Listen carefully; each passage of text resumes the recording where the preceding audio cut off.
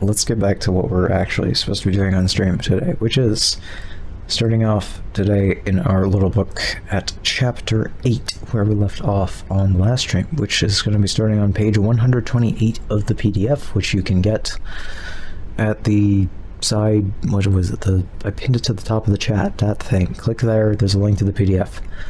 And that's page 126 of the actual page number here. Page 126, which is page 128 of the PDF, apparently.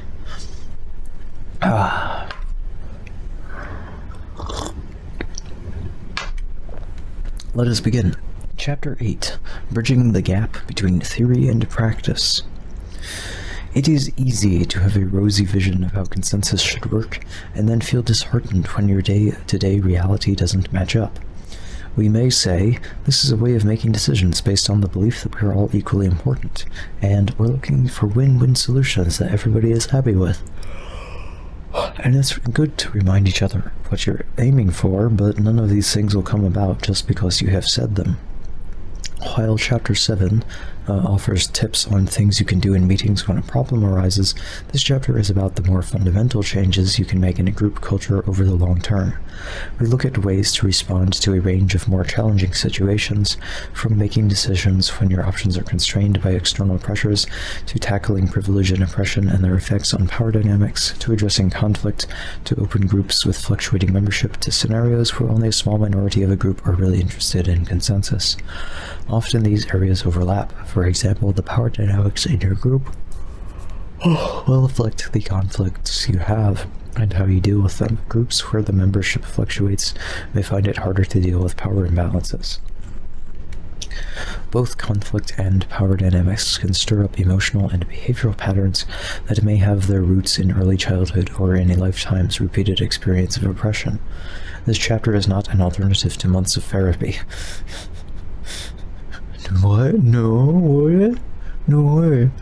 We have tried not to oversimplify or pretend things are easier than they are. However, we have focused on providing a better basic understanding of what is going on when our group dynamics are unhealthy.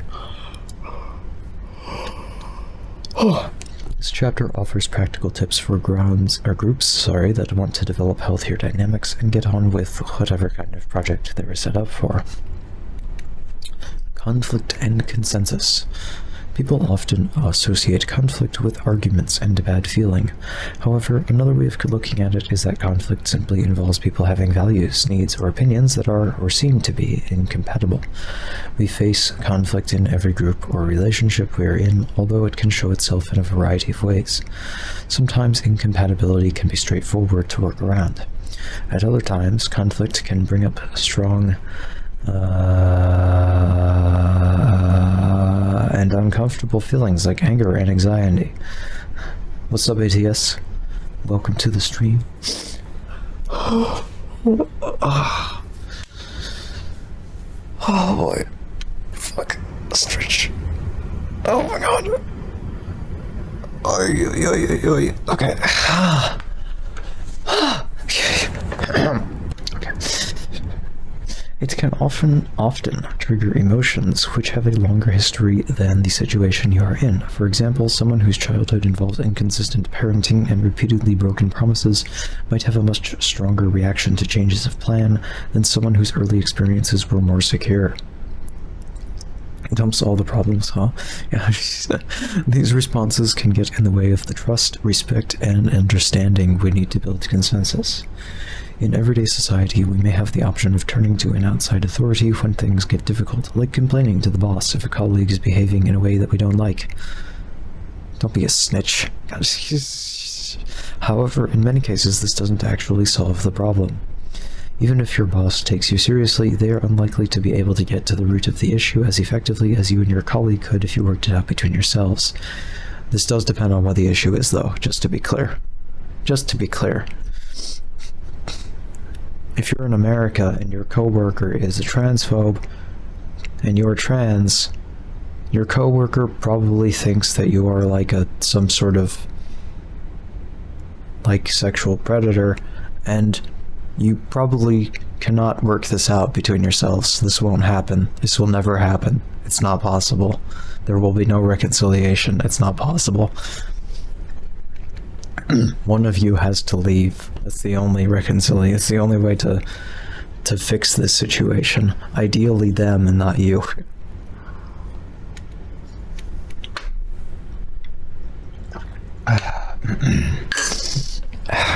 But it's far more likely for you to get fired or whatever than them to get fired, just to be clear in that situation.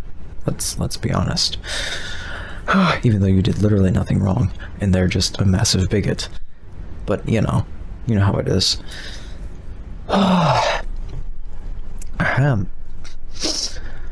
With greater understanding and skills, we can find ways to deal with these situations ourselves.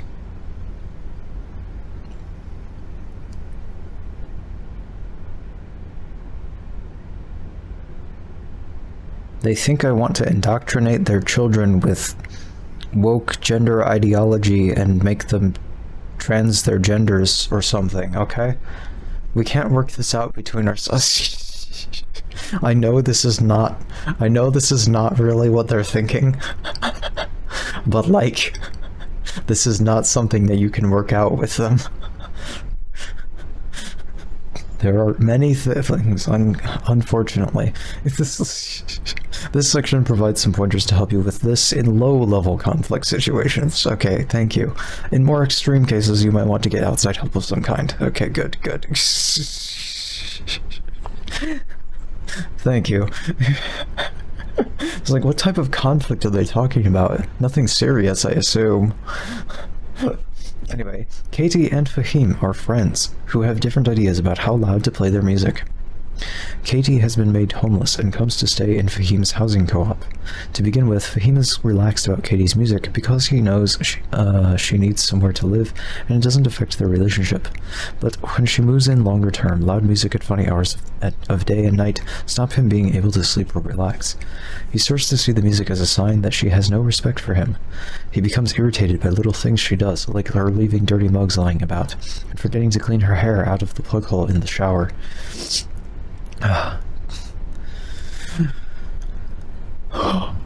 She notices his tension and feels judged and unwelcomed in the house. Initially, music, mugs, and plug holes are not mentioned, but they treat each other with frosty politeness. Over time, they become stuck in their narratives about the other person. Fahim believes that he is not respected, Katie that she is not welcome. Katie's response is to play the music even louder and leave her things in communal spaces to prove that it is her home too. In a house meeting, she suggests a new system for storing recycling, and Fahim argues strongly against any change to the way they've always done it. Finally, he trips over a bag that Katie has left in the middle of the floor and starts screaming at her in a way that is totally out of proportion to what on the surface has just happened. Yeah. I thought America was about freedom. Oh boy.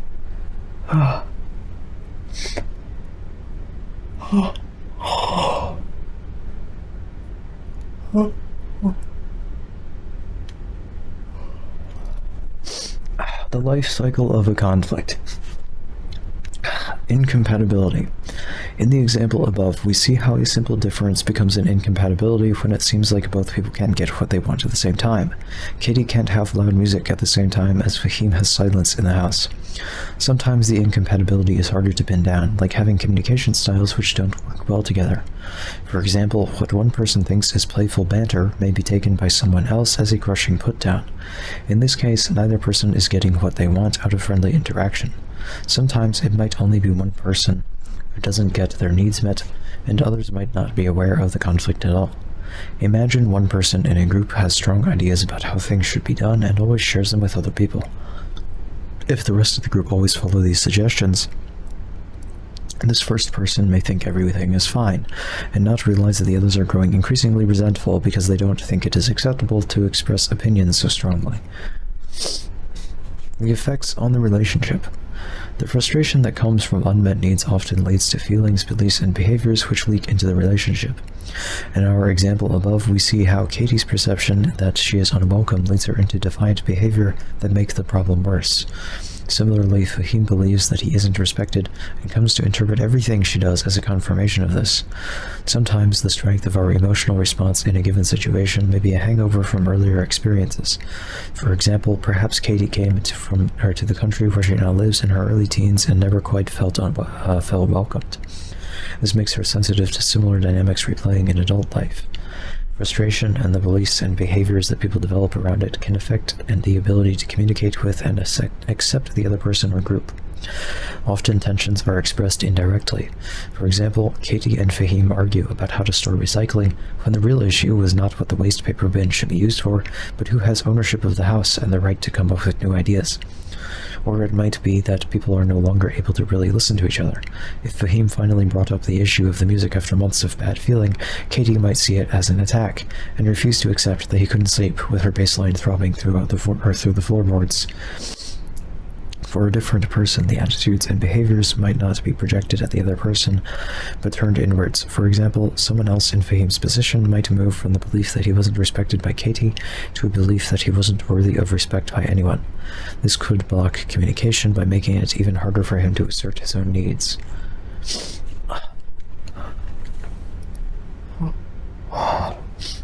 Ways of dealing with conflict. How often have you heard someone say, "I was really annoyed, but I didn't want to create conflict by making a fuss"? However, if we say that conflict is about your needs not being met because they seem to be incompatible with someone else's, then the conflict can't be created by making a fuss. It's already there, however you choose to respond. It is helpful to look at what our own usual responses are, and which responses are common to in our group, in order to decide what we might want to do differently. Broadly speaking, these responses vary according to whether we are prioritizing maintaining the relationship, meeting our own goals, both or neither.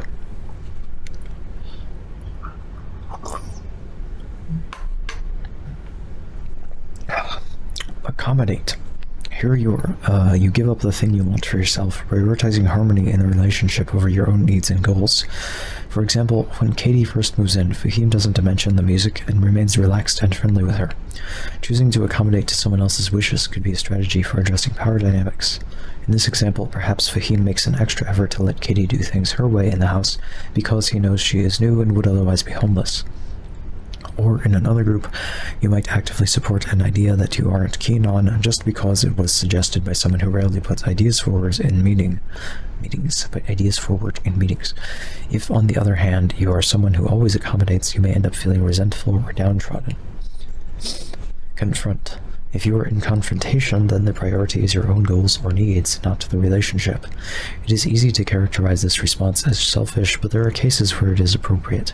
For example, if someone was picking on vulnerable members of your group, you might not think much about maintaining the relationship when you challenge them. It is common for people to get stuck in confrontation over minor issues if they don't address the underlying problems. For example, Katie and Fahim have an underlying tension about who feels at home in the house, but it comes out through arguments about recycling. Avoid. In this case, you don't do anything for your goals or the relationship, like Fahim's behavior when he continues to be silent about the music, but turns cold and distant with Katie. A common example in meetings is for contentious issues to never make it onto the agenda, or for someone to change the subject whenever difficult topics are brought up. Another pattern is for people to simply stop coming to groups when conflict arises, but never explain why. Compromise. This goes part way to maintaining the relationship to meeting the goals. And to meeting the goals. Okay. Often it isn't based on a particularly deep analysis of the situation. For example, in the recycling conversation, Katie and Fahim might decide that they can each use their own system for storing recycling in the house and take it out to the street themselves. With the music, they might decide that Katie turns the volume down by half. A compromise can often be worked out quite quickly if people are willing, and it maintains a relationship by showing a commitment to fairness. However, it is sometimes described as a lose-lose because no one quite gets what they want. The music is still too loud for Fahim and not loud enough for Katie. Oh my god, just use headphones, girl.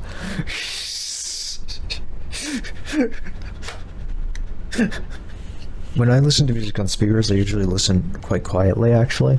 Like, you can't really hear it outside of my room. Because loud music and loud things in general outside of headphones really bothers me, so generally I wouldn't do that.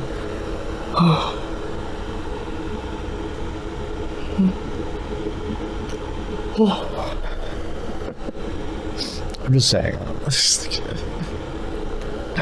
Anyway, and coming to a settlement about what is done with the recycling doesn't get to the root of the disagreement. Collaboration is based on commitment to your own needs and goals as well as to the relationship with the other person. In other words, it works on the principles of consensus. It combines aspects of both confrontation and accommodation and goes a step further than compromise. In that it takes a deeper understanding of what is going on to look for solutions which really work for everyone. Finding a way of effectively soundproofing Katie's room might be a good collaborative solution to the initial music issue. Headphones exist for a reason, yeah. Plus, to get really good sound, if you have like decent headphones, to get the same quality of sound from speakers is significantly more expensive because you have to treat the whole room. Of course, here they're talking about treating her room, which would actually make her sound quality better and also make other people not able to hear her shit. So, apparently they're rich or something. That way she really could have noise at the same time as Fahim had silence. Can we talk about this pose? Okay, what I like about this pose is that we spent thousands of dollars soundproofing the room. Yeah, what a compromise. Either you buy, like, if you had thousands of dollars to spend on headphones, you could buy, like, many pairs of very good headphones, okay?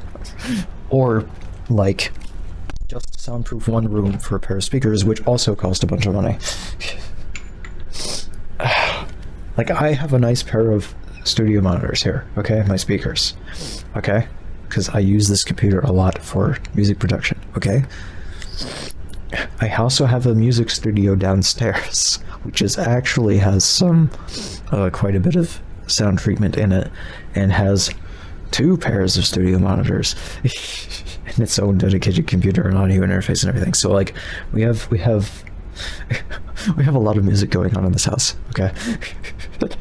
Everyone in my family is a musician, so there's never silence here. It's okay. Well, I mean, at night, when I'm awake, it's relatively quiet, which I like, but anyway. But of course, I also have my lovely headphones that I got for way cheaper than they should have been. I got my, these are Focals, yeah. Yeah, I'm not rich, no. I got them, I think, less than half MSRP. Yeah. They were definitely, I spent my tax return on this years ago, okay? They were a bit of a gift to myself, but still, these are the best headphones I've ever had. I love them so much. They're actually, what's funny is they're actually E-Lears with Elex pads. So anybody who knows what I'm talking about knows that that's literally just an Elex, but with a different color slightly. Because, so basically so if you know about the Elex, which is basically a mass drop special, but what it originated from was taking these headphones and then taking the pads from a different pair of headphones made by the same company, which have the exact same mounting system. Okay, a more expensive pair of headphones, I might add. So you take the pads from the more expensive pair of headphones and you put them on this one, which is the cheaper pair of headphones, and it makes this one sound way better to most people, okay? So what they did was they went to mass drop and they said, okay, we'll make this headphone, but with those other pads, but in black instead of silver, because they were silver on the other ones. So what I did is I just bought one pair of pads from Mastrop for the Elexes, but once again, it's the same mounting system. It's the exact same headphone, but with different pads as the original pads that this one came with. Just stick it on, and I have a pair of Elexes, basically, except that it's way cheaper than an actual pair of Elexes, which costs like $600 or $700. This did not cost that much.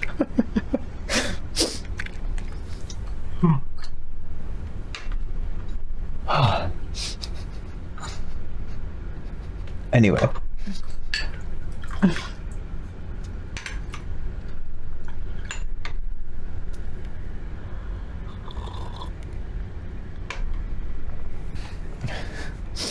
Fifth of November is when we say, oh my god. Can we please get rid of that? Can we please stop with the daylight savings nonsense? It's so, oh my gosh. So anyway, I wanted to talk about this pose here, okay? Can we talk about this?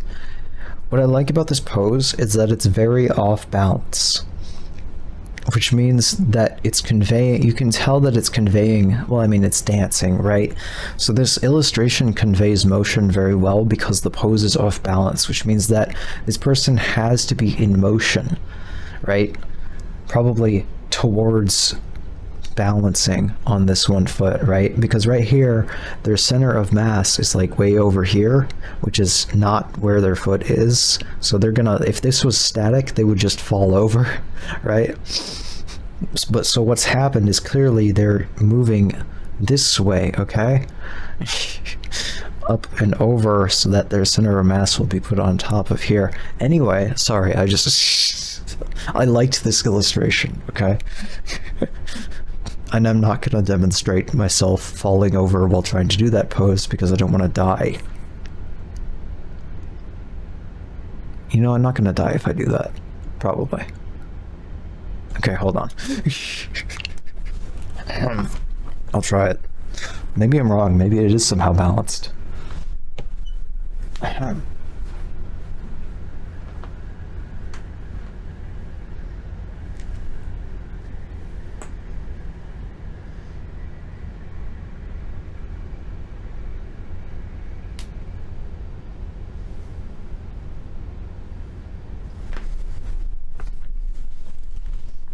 Okay, it was more balanced than I thought it would be. But I did fall over. It's because it's just because it's slightly over. Bard is better than ChatGPT at making up D&D classes. Good to know. Okay, so let's see here. Right, so as well as these kinds of practical solutions, spending thousands of dollars on soundproofing a room, it's not a very practical solution.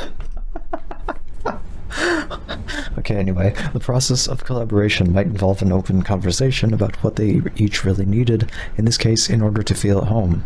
This could lead to Katie finding more appropriate strategies for asserting ownership than leaving her things on the living room floor. Similarly, if Fahim felt less threatened, he might accept that she had the right to new ideas about storing recycling.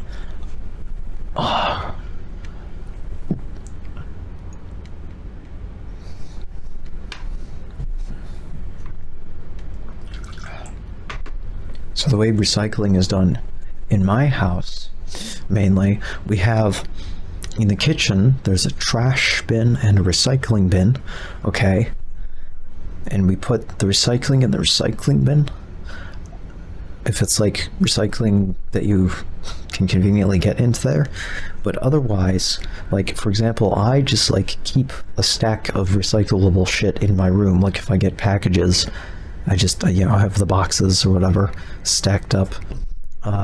Some of them I keep if they look like useful boxes, or whatever. Gotta keep some boxes, I guess, you know, because I have to ship something or whatever. But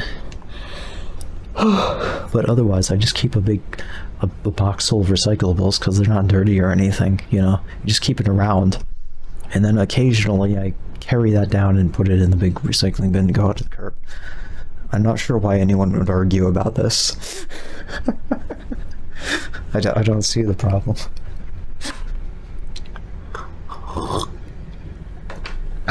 Anyway, making choices about how to respond to conflict. Often, the way we respond to conflict doesn't feel like a choice. Many of us are socially programmed to take a particular approach to conflict, regardless of whether it is or is appropriate for the situation. Some people learn. What's your default approach to conflict? Be honest. Mine is throw a brick at them. No. No, I'm not that cool. Pull out my knife. No, I'm not like that. Okay, gosh, never done that in my entire life. I should have. There are some situations where I should have done that, but I didn't because I'm a wimp. I'm victim blaming myself now. Okay, anyway.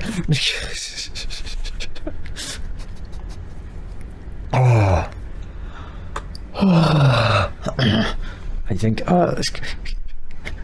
I'm gonna be honest. I think a lot of my default reactions to conflict are ignore it and hope it goes away. It's not a good reaction. It's not a good default reaction. I mean, I do actually also that's true. Yeah, I do also look to see if I can like actually figure out how to communicate everything properly first. That's true, but often it ends up like you said, it's just like if that doesn't work, then it's like, okay, then I'm just gonna pretend I didn't see anything here. So I'm just gonna pretend nothing's happening. Especially when it's not really my business, or it's between two people that aren't me.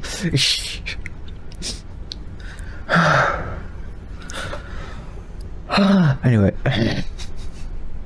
But it's also like sometimes it's just like so obvious to me as an outsider that like two people could easily just make up if they could communicate a bit better, and that it wouldn't be that hard to just like tell them, hey, look,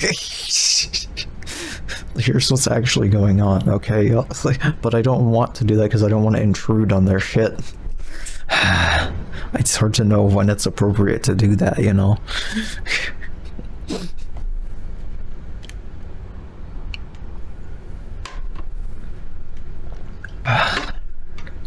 Anyway, so making choices about how to respond to conflict. Often the way we respond to conflict doesn't feel like a choice. Many of us are socially programmed to take a particular approach to conflict, regardless of whether it is appropriate for the situation. Some people learn early in life that confrontation is the only way to get their basic needs met. Others are expected to be good and not cause trouble and consistently accommodate. On top of this, we need to deal with the other person's patterns. If their default setting is confrontation, then accommodation or avoidance might feel like the natural response. However, becoming more aware of the different options open to us can help us start to make more conscious decisions about what approach to take in different situations. We have prioritized collaboration in this chapter because this is the approach needed to reach synthesis, a fully supported consensus where everyone's needs are met.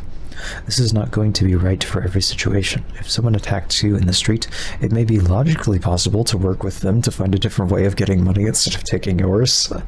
But self-preservation is likely to be your first priority. Hey man, no, look, I know this. You want a job at my factory? Don't rob me. I don't think that's gonna work very well.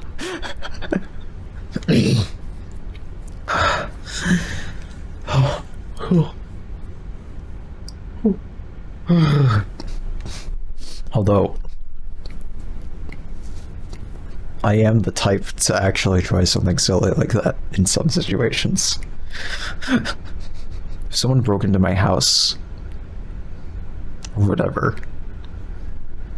as long as they're not a cop, I would be very tempted to just be like, you need food or something? Like, what, I can cook for you? What do you want? I'm too nice, okay? They're in my house. They're officially a guest. That's how it works. As long as I'm not a cop. I don't care if they were trying to rob me. They're a guest now, and I have to treat them well. Maybe they won't be violent towards me.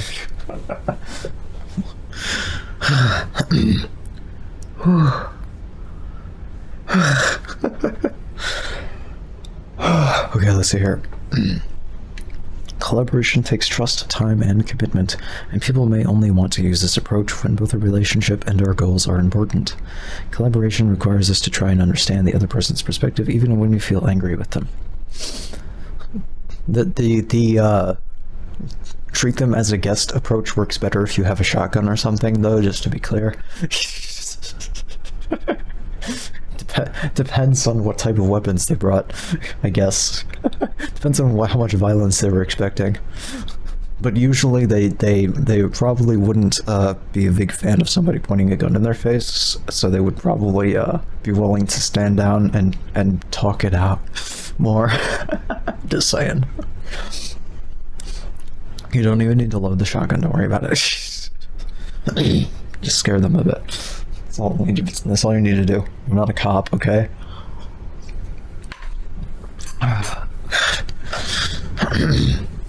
You want my computer? Sorry, that's locked down and useless. Yeah, exactly.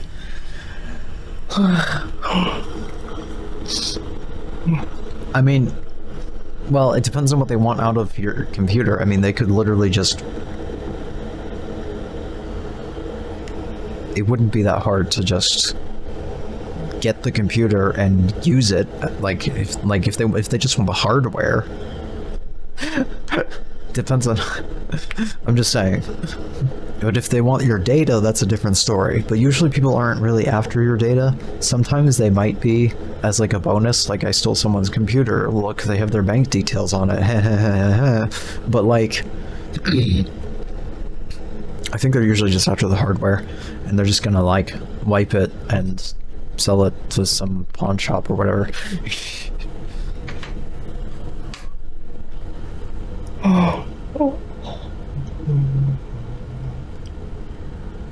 But yes, please keep your shit encrypted, people, if it's important, at least. I mean, I don't really care about the non-important stuff. But encrypt your important shit at the very least. Or just encrypt the whole fucking hard drive. In my case, I have like 10 hard drives, so I'm not... I don't know what the state of encryption is on all of them. Have to check. Someday I will go full Linux desktop.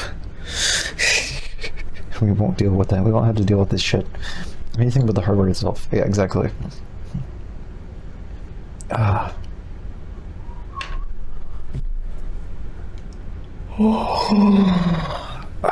let's see here.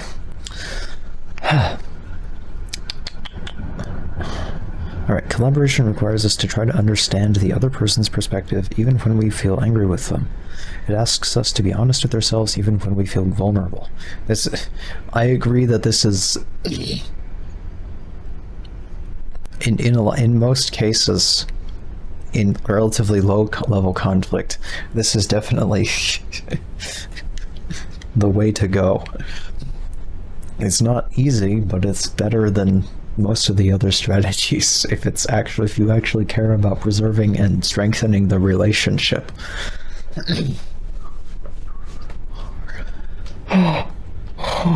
If you're doing some of the other strategies with your partner, for example, it might not turn out very well. Depends on the exact situation.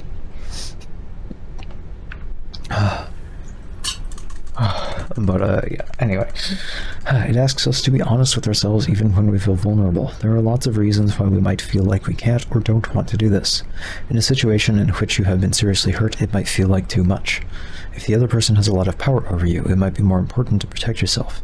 If they won't work with you, you can't collaborate on your own.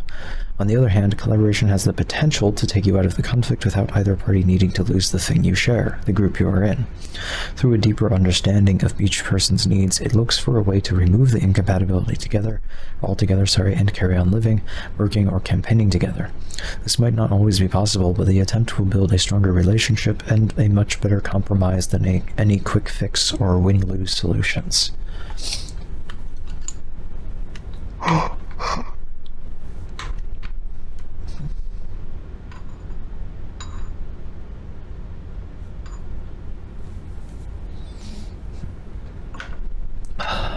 Techniques for inviting collaboration. Create a supportive culture. The culture of interaction in a group makes a big difference to how easily people can bring up issues at an early stage, before frustrations have built up and affected the relationship. For example, you might have a regular slot in your meetings for giving feedback to each other, talking about how you are feeling about the group, or for evaluating the meeting itself. Optionally, you can also add a group cuddle session to the— I'm kidding.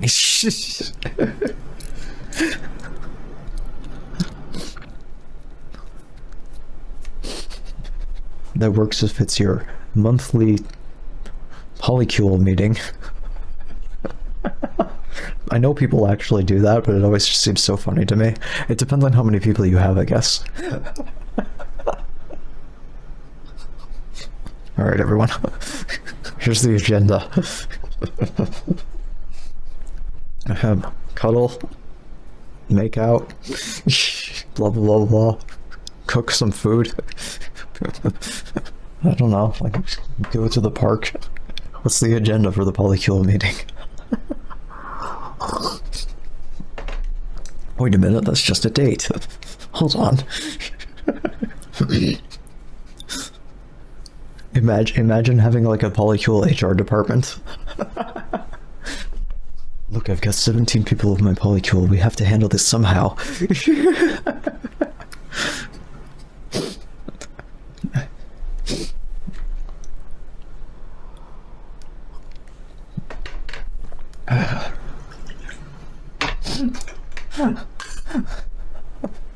God, that would be hell.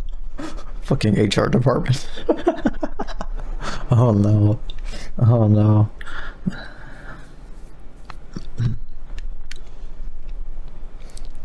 Yes, we have a complaint that's from Sandra that John doesn't cuddle her enough. I'm sure that there are actually more serious problems that could arise, but it's still... Don't handle them like that. Don't have an HR department. That's so weird. Don't do that. Anyway. Okay, let's see here. Okay. A lot of groups set up mechanisms like this, but rarely use them. However, if you regularly provide minor bits of feedback, it will become a more normal part of your group culture, and bringing up bigger issues may feel more possible. Feedback is not just about things— wait, hold on. No, it's not the meme. Not the meme. Feedback is just about things which don't work for you, whether or not you use formal meeting slots to do it.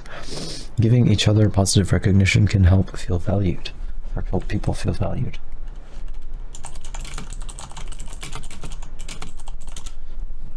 Let me find where is that fucking where is that specific meme that I'm looking for? There's so many. The worst part about this is that there's so many goddamn drawings of this particular situation. Where is the one that I'm looking for? God damn it. I'm not looking for the woman yelling at cat, though. That's very similar. What is the one I'm looking for? It's a drawing.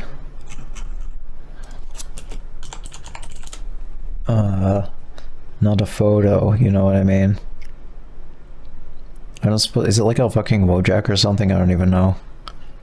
I don't know.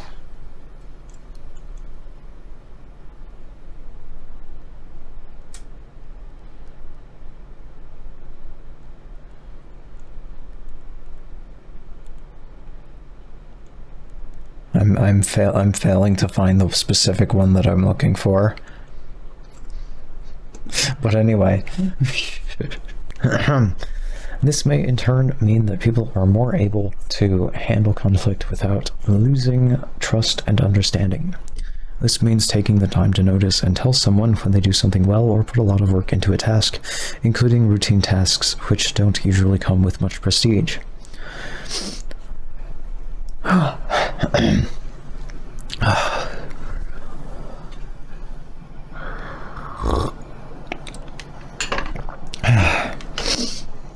Some people will appreciate it if you ask about what is going on in their life outside the group, so long as you remember what they said last time.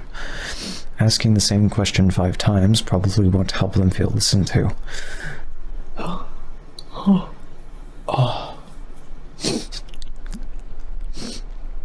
This doesn't mean you'll have to all be friends with each other or even like each other. Finding out what you can respect and appreciate in each person and making efforts to at least understand the rest will help you make effective decisions together. Giving positive recognition doesn't mean you have to gloss over things you don't like. If you feel you are in a group where disagreements aren't voiced and frustrations are suppressed, see what you can do to respectfully bring them to the surface. For example, if a decision appears to be going ahead with only a few enthusiastic voices behind it, be proactive about asking for anyone who has concerns. If outside of meetings, people regularly complain about the group as a whole or individuals within it, encourage them to bring it up. If you sense tensions or bad atmosphere, try to deal with it directly. Simple facilitation techniques can reduce the chances of conflict damaging your group. For example, it is common for people to go away with different interpretations of a discussion and then to lose trust when the other people don't do what they expected. Instead, agree the exact wording of a decision and write it down at the time it is made. That is important, yes. Put everything in writing, y'all.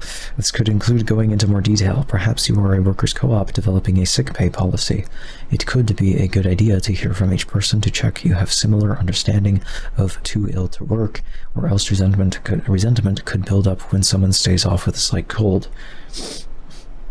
This is the thing, is that it's like... Okay, this is in America. If you go into work with a cold and you wear a mask, people will yell at you and hate you for it. They would prefer that you go into work with a cold without wearing a mask. In this country, they want you to get everyone sick. Your boss wants you to get everyone sick, especially if you work at a restaurant. Remember, folks, if you go to a restaurant, there's probably someone sick working in the kitchen because their boss forced them to come in under threat of being fired. Even though that's illegal, they do it anyway. This is how restaurants are, okay? Food service jobs and sickness are complicated.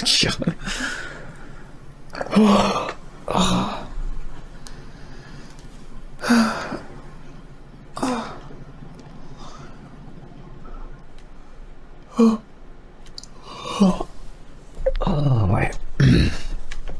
Some restaurant chains are worse about it than others. Some places have a culture of forcing people to come in when they're sick, so it becomes extremely common.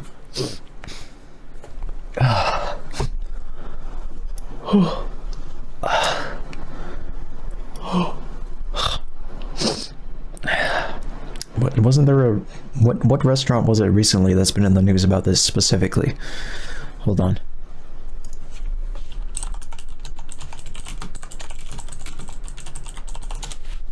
Is it fucking like Chick-fil-A or something? It's probably fucking Chick-fil-A. It's always fucking... let's see here. Foodborne illness outbreaks at restaurants are often linked to sick workers, says the CDC. About 40% of outbreaks with known causes from 2017 to 2019 were associated with sick or infectious workers, a report found. That's before COVID. But I remember there was a very specific, Chipotle, that's what it was. It was Chipotle. Specifically, if I remember correctly, which is owned by McDonald's, if I remember correctly as well, right? I remember when they weren't owned by McDonald's back in the day, and everyone was mad that McDonald's bought them out because they were afraid that Chipotle would start sucking after that. Let's see here. Chipotle is paying $20 million to New York employees after it violated sick leave scheduling laws. Blah, blah, blah, blah, blah, blah, blah. Chipotle workers reveal reasons behind rampant food safety issues at this chain. Blah, blah, blah, blah, blah. Blah, blah, blah. Anyway, it was Chipotle. Among others, but Chipotle was the one mainly in the news, I believe, for that. Anyway. In a group where trust is already low, check through and agree the minutes at the end of a meeting while everyone's memory is fresh and there is still time to change things. During a meeting, techniques like active listening and summarizing can help to identify any misunderstandings and bring them into the open before too much tension has grown up around them. But like, yeah, for many years, it's been very normal in many other countries to, like, if you have a cold, you wear a mask if you're going to go to work, you know? Like, so you don't give the cold to everyone else at your fucking office and on the train or whatever, because they have trains in other countries. We don't have them in the US. Not very much, at least.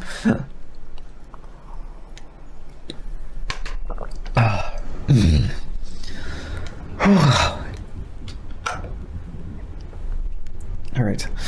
Being honest about what you really need. It's not hard, exactly, but in America, if you wear a mask, that makes you a... What does it make you these days? A godless communist who's trying to destroy Western family values or something, whatever that means. It means you're infected with the woke mind virus, as Elon Musk would put it, among other people. Oh yeah, speaking of which, Elon Musk had an interview recently in which he basically said that the reason why he bought out Twitter was because he hates trans people. Well, specifically because he hates his trans daughter, especially. Because she was, quote, infected by the woke mind virus. He doesn't like that his trans daughter doesn't like him because he's transphobic and the most asshole rich guy on the planet. He thinks that not liking rich people is bad. Of course he does. He's the richest guy on the planet or whatever.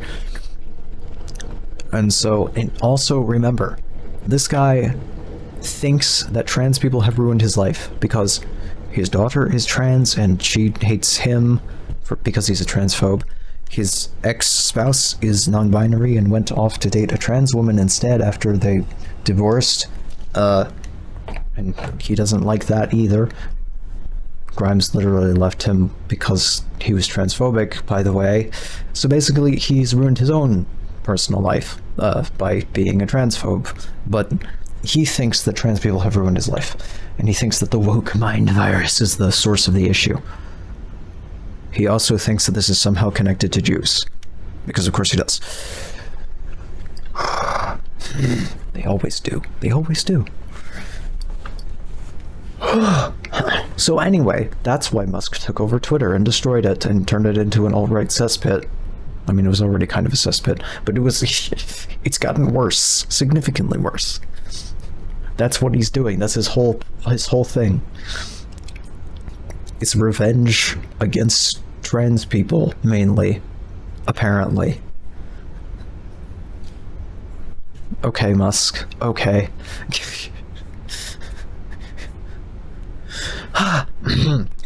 Being honest about what you really need. Collaboration means we may give up some of... Oh, but don't... That interview, by the way, don't look it up.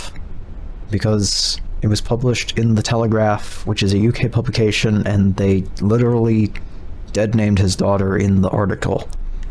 Because they're a UK publication, they hate trans people by default. Anyway, being honest about what you really need. Collaboration means we may give up some of what we want, but it aims to give us all of what we really need. Differentiating between wants and needs isn't always easy in practice. I really fucking need an absolutely massive jar of pickled, extremely hot chili peppers. Okay? This is a fundamental life need for me. If I don't have it, I will die. I need the spice. The spice must flow into my mouth. God.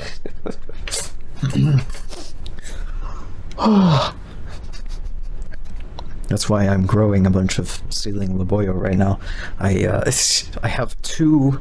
Okay, I have 7 seeds that germinated, and so far I put them in a little seed tray with some dirt, and two of them so far have spreaded up little green things coming out of them now properly in the last couple days. I'm very happy. It'll be cool if I actually end up getting 2 properly sized if you gotta pass you a jar of chili oil. But yeah, soon TM, like hopefully within the next year, I will have at least one decently viable bush of tiny, adorable 100,000 Scoville each chili peppers. Nicely aged, and I can make all sorts of shit with it. One thing I really want to try is how it's traditionally preserved is in coconut vinegar. So you end up making very spicy coconut vinegar along with your preserved pickled peppers, which Peter Piper picked a peck of, you know. Those ones.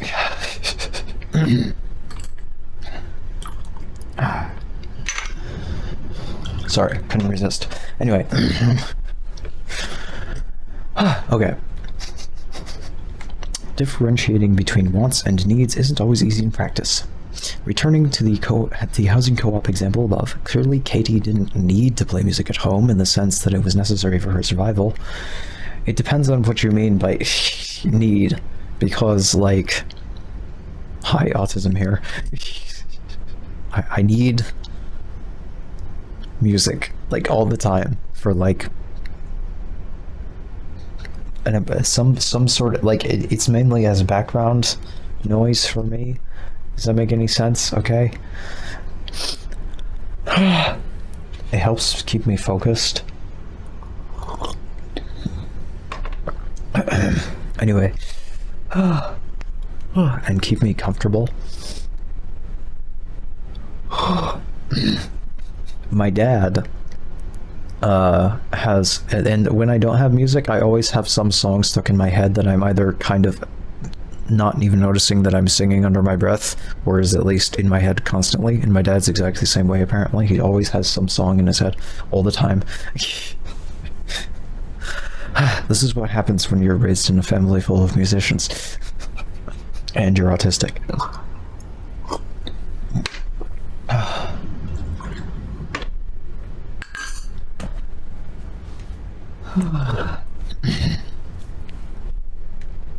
Okay. Let's see here. The same could be said for Fahim wanting silence. However, they clearly both felt these things were very important in order for them to feel at home. Other things they did may also have been strategies to feel more at home, even if they didn't think that through consciously. Maybe. I have suspicions. Maybe. It's possible. It's possible. I haven't brought it up, but it's possible. There are a lot of things. Yeah. Alright, let's see here. Other things that they did may also have been strategies to feel more at home, even if they didn't think that through consciously, such as Katie leaving her things in communal areas, and Fahim resisting any changes to the recycling system. However, these strategies may not have been necessary in order for them to feel at home.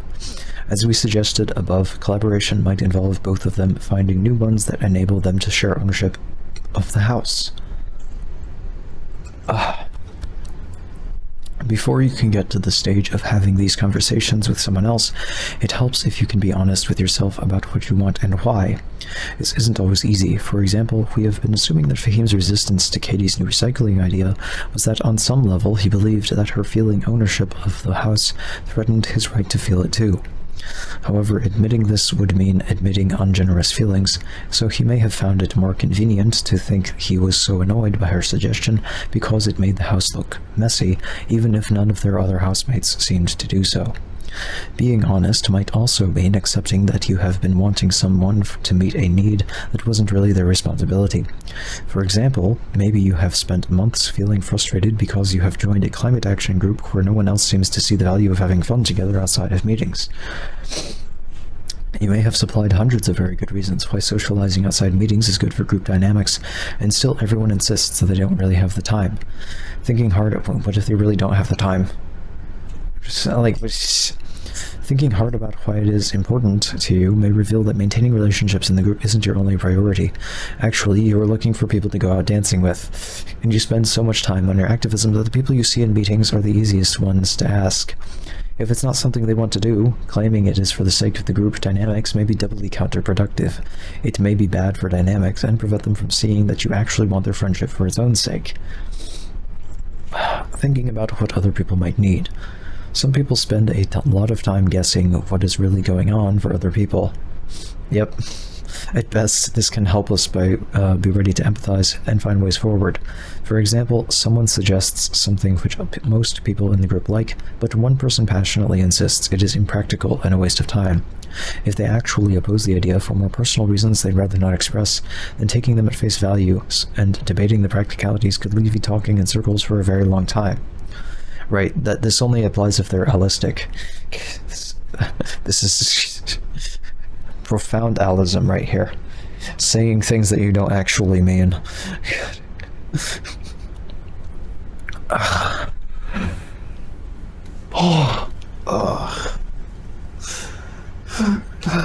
And then assuming that other people aren't meaning what they're saying.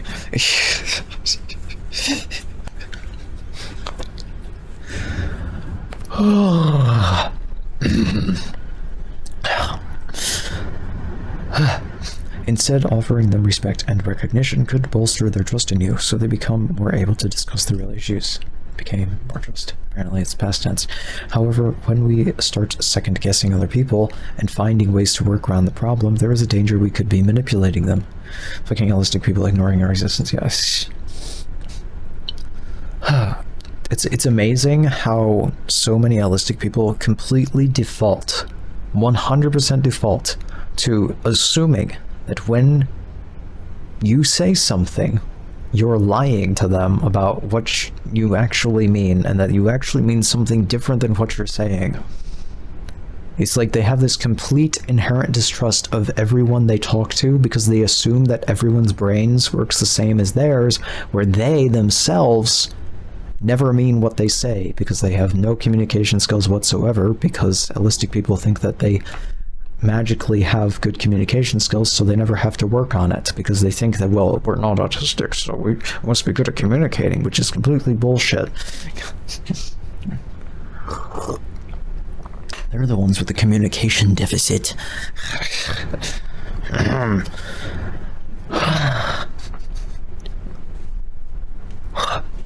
Anyway.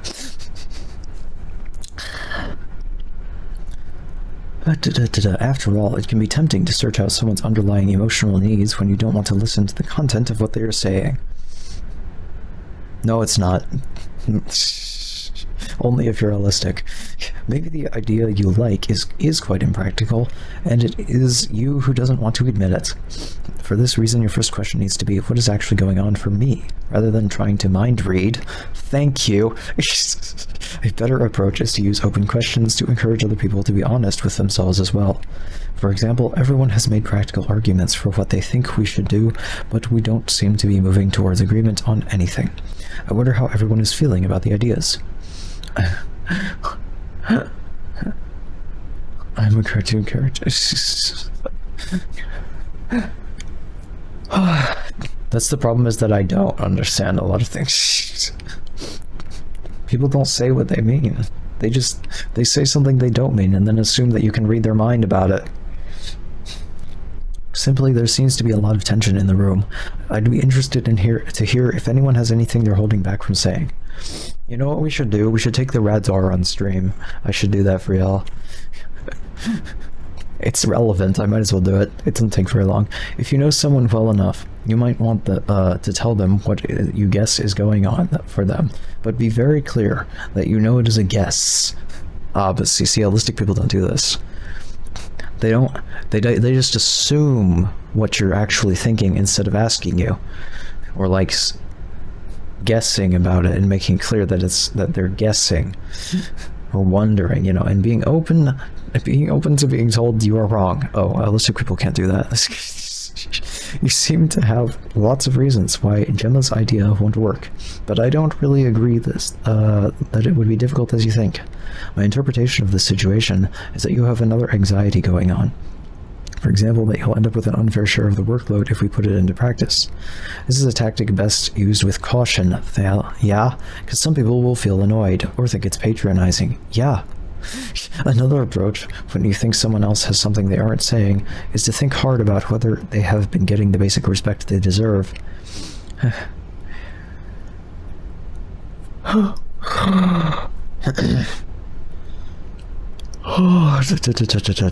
see here. And then trying to put back anything they might be missing. For example, listen carefully to the things that they say, give them recognition for the things that they have done for the group, and if you think it might help, encourage them to open up about where their tension might come from. Alright, but we have a few minutes left. Let's see how long this next section is. Yeah, let's go ahead and read the next section here, which is going to make my editing more difficult if I read this, but it's okay. So, setting up a conversation about the conflict. Often in consensus groups, conflict will emerge in meetings. You might need to deal with it straight away, for instance, because you have an urgent decision to make. However, communication about underlying issues often goes better if everyone concerned has a bit more time to think about it. If it is possible, take a break from a meeting where you are struggling to reach agreement. People may well return with a clearer idea of what they want and a better capacity to listen. On the flip side, there is the danger that if people have a preference for avoiding conflict, they may not return.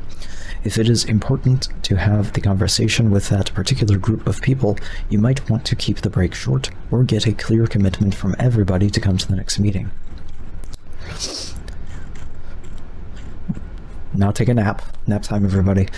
Another issue is whether a meeting is the right setting to have the conversation at all.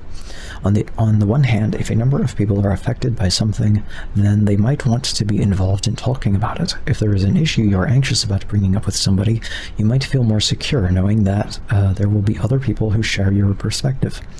For example, if someone shouted at you in a meeting in a way you found abusive, you might not feel particularly safe talking to them about it one-on-one.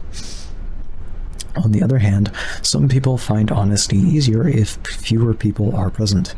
The person who shouted at you might be more ready to apologize if it doesn't mean losing face in front of a room full of people. If one person has difficult relationships with a number of people in the group, then it might be sometimes better to have several one-on-one conversations than try to get everyone together and sort it all out at once. Remember, even if it is you who is raising an issue, the decisions about when and where to have the conversation and who else should be there are not just yours. It is best to give the person or people you want to speak to a broad outline of what you want to talk about, and then decide other details with them. This might be as simple as saying, for example, "I'd like to chat about the noise levels in the house. When would be a good time?" Or it might involve more complicated logistics around neutral venues and who is prepared to be in the same room together. If you are planning to talk about the issue in a meeting, it could help to mention it to individuals in person before it goes out as an agenda item. Think about your wording and how people might respond to it. For example, people might arrive with more open minds to a meeting about distribution of tasks than to one about some people not doing their fair share. The tips below on ways of expressing yourselves can be applied in meetings or one-on-one situations. Generally, preparation will help you work out what you want to say and how, but the basic principles can be applied at any point you are in a conflict situation. Okay, how many tips are there? Because we don't have that much time. Okay, I guess that was actually the introduction to the next section, which is kind of annoying because it means that we're gonna, okay, well, it is what it is. We're basically out of time today, and I don't want to go overtime today, so we're just gonna leave it there, and we'll continue from expressing what you feel. Realistic people. If we can honestly express our thoughts and feelings, other people may find it much easier to empathize with us. This may help them see beyond any assumptions about us and our behavior in the conflict. It also paves the way for a discussion of their needs as well as ours. Once again, this is not empathy, it's sympathy. They're different things. Anyway. Boy. Regardless. Yeah, we'll continue with this whole section that's explaining to allistic people. Yeah, everyone has problems with that. Explaining to allistic people that they should just say what they mean instead of some bullshit that isn't what they mean. No, that's not what this section is. Okay, I'm being unfair. But yeah, okay. That'll be it.